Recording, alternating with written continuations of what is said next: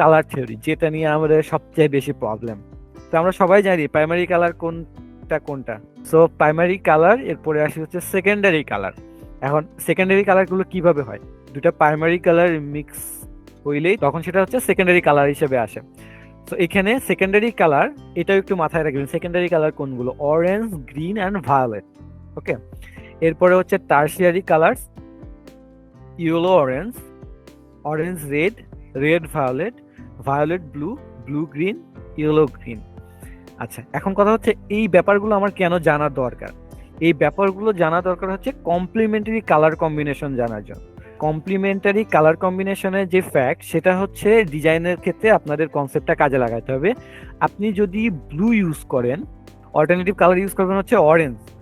Blue and গ্রিনের complimentary colour হচ্ছে orange and red.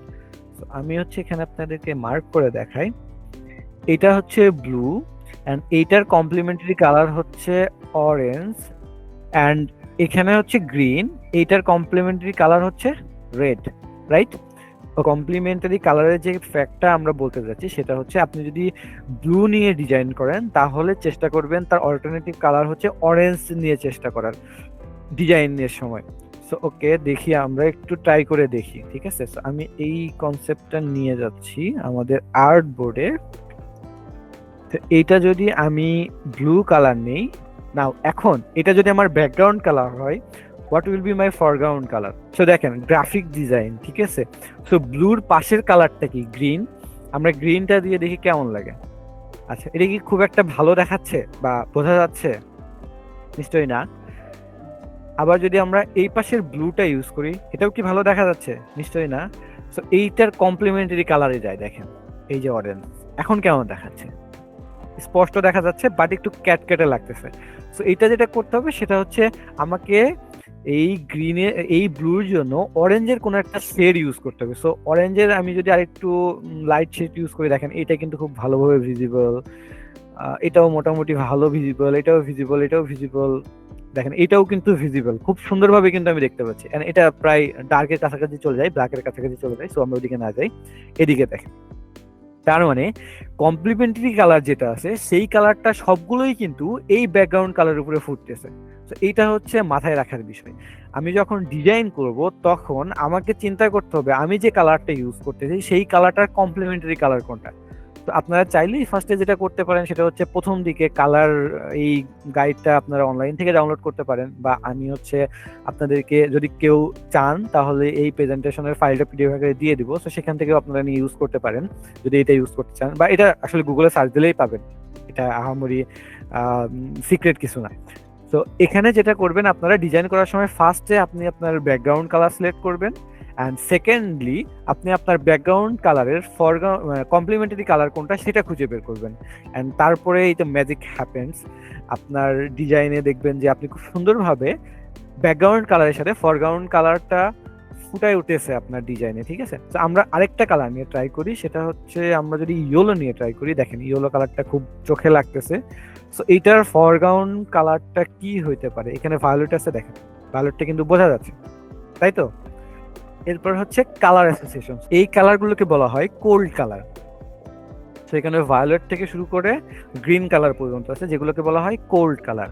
And এই ডান পাশের কালারগুলোকে বলা হয় ওরাম কালার। তো এখানে দেখেন ইয়েলো আছে, অরেঞ্জ আছে, রেড আছে, অ্যান্ড পিঙ্ক আছে। এখন কোন কালার কোথায় ইউজ করবে? তো রেড কালার হচ্ছে লাভ, এনার্জি এবং ইন্টেন্সিটি বোঝাইতে ইউজ করা হয়। ইয়েলো কালারটা হয় জয়, অ্যাটেনশনের জন্য।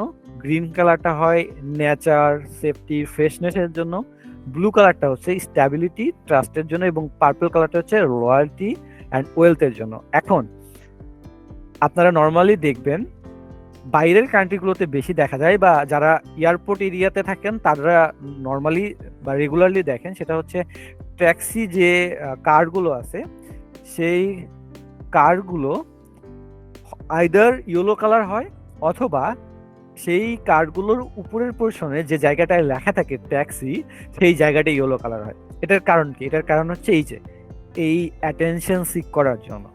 তো আমরা যখন অনেক ডিজাইনে আমরা রিফ্লেক্ট করি, সেটা হচ্ছে লাভ, এনার্জি, ইন্টেন্সিটি, সেক্ষেত্রে আমরা রেড ইউজ করি। সো যিনি একটু আগে কোশ্চেন করেছেন যে আপনি যখন কোনো একটা প্রোডাক্ট ডিজাইন করবেন, সো আপনার ওই প্রোডাক্টটা কি রিপ্রেজেন্ট করে সেটার উপরে ডিপেন্ড করে আপনি কালার সিলেক্ট করবেন। এখন নর্মালি আমরা যেটা করি সেটা হচ্ছে আমরা যখন ফুডের প্রোডাক্টগুলো বা ফুডের কোনো আইটেমের জন্য ডিজাইন করি, ফুড আইটেমটি আসলে কি বোঝায়, মানে ক্ষুধা বোঝায়। তো ওইটা আসলে কি একটু অ্যাগ্রেসিভ ব্যাপার। সো মানে ক্ষুধা লাগলে একটা ক্রেজিনেস চলে আসে, বা ওই ব্যাপারটা কিন্তু ওটার সাথে যায়। সেই ক্ষেত্রে আমরা কি করি, ম্যাক্সিমামই কিন্তু ইউজ করি হচ্ছে রেড কালার অথবা ইয়েলো কালার অথবা কমলা, এই টাইপের কালার কিন্তু আমরা ম্যাক্সিমাম ইউজ করি। But on the other hand আমরা কোনো একটা ফ্রুটসের ক্ষেত্রে ইউজ করি, লাইক আমরা যখন অ্যাপল কোনো পোস্টার বানাই তখন কি আমরা একটু গ্রিন ইউজ করি। কেন ইউজ করি? ফ্রেশনেস বোঝানোর জন্য। আমরা যখন নেচার নিয়ে কাজ করি, যখন কেউ বিভিন্ন ধরনের নেচার নিয়ে বা যারা নেচার রিলেটেড অর্গানাইজেশনে কাজ করে বা কোম্পানিতে কাজ করে, তারা কিন্তু তাদের ডিজাইনগুলো একটু গ্রিন রাখার ট্রাই করে। সো এটা হচ্ছে কনসেপ্ট। আপনারা যারা স্ক্রিনশট নিয়ে রাখতে পারেন, আপনার যে ডিজাইনটা আপনি রেডি করবেন সেই ডিজাইনটা আসলে কোনটাকে রিপ্রেজেন্ট করে, সেই রিপ্রেজেন্ট অনুযায়ী কিন্তু আপনি আপনার কালারটা সিলেক্ট করতে পারেন। এবার আমরা যে কালার থিওরিগুলো দেখলাম, এখানে দেখেন পুরো কালার থিওরিটাকে কিভাবে একটা ছবিতে কম্বিনেশন করছে।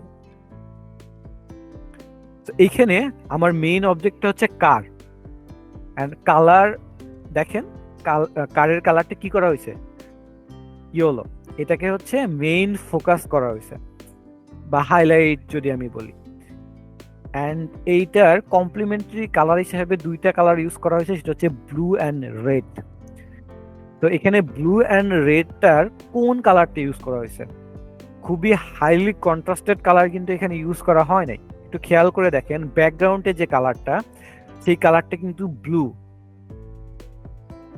ওকে, তো এই যে এই পোর্শনে যে কালারটা যে দেখতে পাচ্ছেন, এই কালারটা কিন্তু ব্লু, বাট এই ইয়েলোর মতো এত হাইলি কন্ট্রাস্টেড না। যেটা আমরা দেখতে পাচ্ছি সেই কালারটা কিন্তু অনেক কি বলবো হালকা। সো এইটা হচ্ছে একটা কনসেপ্ট। আপনি যখন কোনো কালার ইউজ করবেন, ফরগ্রাউন্ড অ্যান্ড ব্যাকগ্রাউন্ডে ট্রাই করবেন অপোজিট টাইপের দেওয়ার। দ্যাট মিনস আপনি যদি হালকা কালার ব্যাকগ্রাউন্ডে ইউজ করেন, তাহলে ফরগ্রাউন্ডে ওইটার থেকে একটু লাইট কালার ইউজ করবেন। আচ্ছা, এরপরে হচ্ছে দেখেন কি আছে এখানে আরো হাইলাইটেড। এই যে একটা ব্যাগ আছে, এইটা কিন্তু রেড ইউজ করছে। এইখানে সম্ভবত এটাকে কি বলে, এটার নাম কি বলেন? সারফেসিং করে যে বোর্ড দিয়ে, সারফেসিং বোর্ড, এইটা কিন্তু রেড করছে। তার মানে তারা এটা হাইলাইট করতে যাচ্ছে কি, এই কারের সাথে কারের উপরে যে ইনস্ট্রুমেন্ট গুলো আছে বা কারের উপরে যে অবজেক্ট গুলো আছে সেই ব্যাপারগুলো। তো তারা কিন্তু সেক্ষেত্রে এই যে রেডটা ইউজ করছে। ওভারঅল এটা হচ্ছে একটা ডিজাইন কালার থিওরি দিয়ে পুরো কম্বিনেশনটা বুঝাইছে। আমরা এই জিনিসটা একটু দেখবো প্র্যাকটিক্যালি। এই ডিজাইনটা নিয়ে যাই।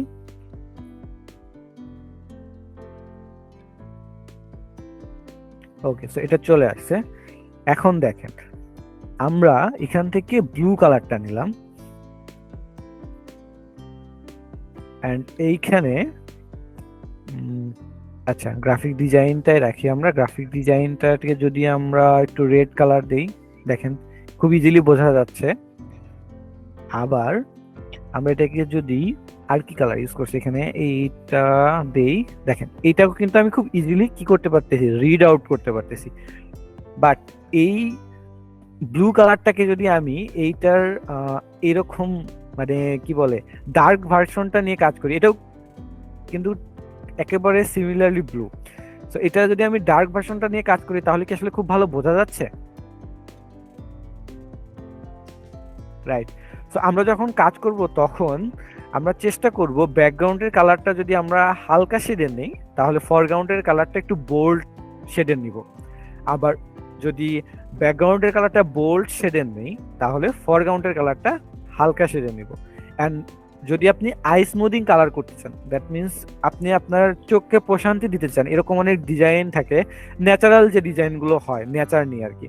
অথবা আপনি ক্লোদিং এর ডিজাইনও করতে পারেন। ক্লোদিং এর ডিজাইনে মেইন ফোকাসটা কি, আপনার ক্লোথ, আপনার ইন্টেরিয়র না। কিন্তু আপনারা সার্চ দিলে বিভিন্ন ডিজাইনে দেখবেন যখন ক্লোদিং এর প্রোডাক্টগুলো আসে, সেই ক্লোদিং এর প্রোডাক্টগুলোর ব্যাকগ্রাউন্ড গুলো কেমন থাকে, একটা কালারের থাকে, অথবা দুইটা কালারের থাকে, এবং কালারগুলো খুবই আই স্মুদিং। আপনি যখন ওই ক্লোদিং এর ওই প্রোডাক্টটার দিকে তাকান, তখন কিন্তু মানে আপনার ওই যে কি বলে, যে ড্রেসটা বা যে ক্লোদিং অ্যাপারেলসটা, সেইটা কিন্তু আসলে মেইনলি আপনার চোখে ফোকাস করে বেশি, ব্যাকগ্রাউন্ডটা কিন্তু অতটা ফোকাস করে না। তো এই ব্যাপারটা আপনার বা আমাদের সবারই মাথায় রাখতে হবে।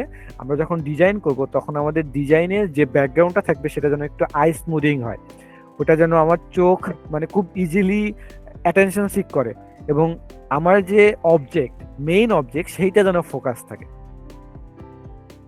ওকে, সো এইটার সাথে আমি যদি আরেকটু দেখাই, আহ, আমরা যদি একটা কমপ্লিমেন্টারি কালার দিয়ে, আসলে ওইটা দেখানো হয়ে গেছে, স্টিল এটাকে দেখাই। সো এই ব্যাকগ্রাউন্ডে আমি এইটার কোন কালার নিলে এই কালারটা ফুটবে, তো হোয়াইট নিলাম, হোয়াইটটা ফুটছে। আর কোনো কালার এখানে ট্রাই করি, সেটা হচ্ছে আমরা এই গ্রিন কালারটা নিলাম।